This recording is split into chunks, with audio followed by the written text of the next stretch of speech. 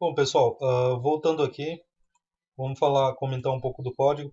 A próxima aula eu vou fazer o seguinte, eu vou fazer o mesmo exemplo, tá? Eu ainda tenho mais dois exemplos para mostrar para vocês, tá?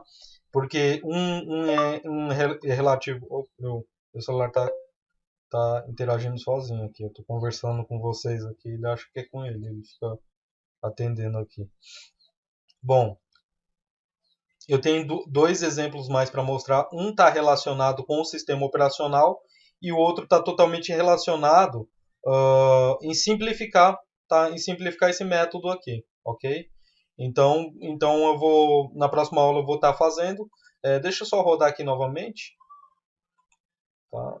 O arquivo já existe, tá? Aí ele mostra o caminho do arquivo. Agora se eu deletar esse cara aqui, delete. Tá? Dar um build aqui, né, pessoal? Tem que sempre dar um build, né? Acho que automaticamente já fica tudo no lugar certinho. Então, vamos lá. Arquivo criado. Tá? Se eu der um refresh, aí ele vem e aparece aqui.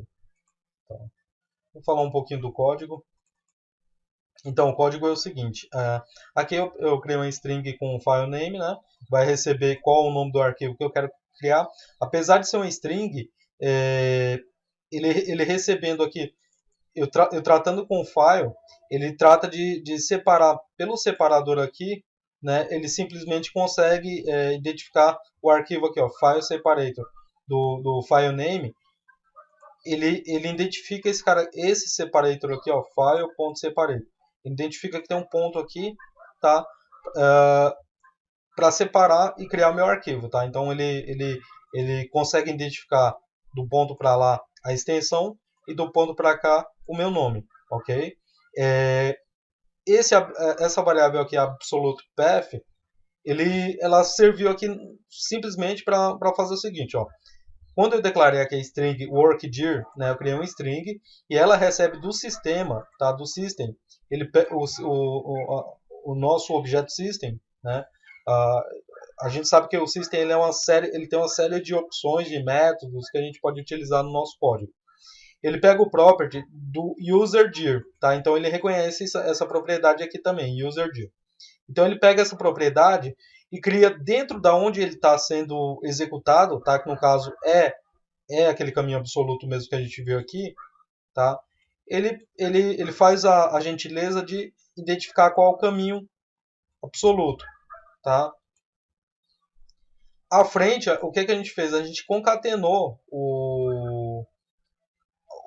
os três, basicamente os três, né, arquivos. Tá? Então, que seria o absolute path, ele estava vazio.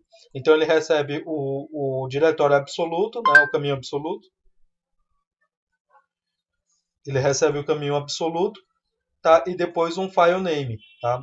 O file name que basicamente aqui no separator ele tira o nome para um lado, a extensão para o outro, para poder identificar qual é o arquivo que ele vai criar. Tá? Aqui a gente viu aquele básico lá, o create new file, arquivo ponto a função, né?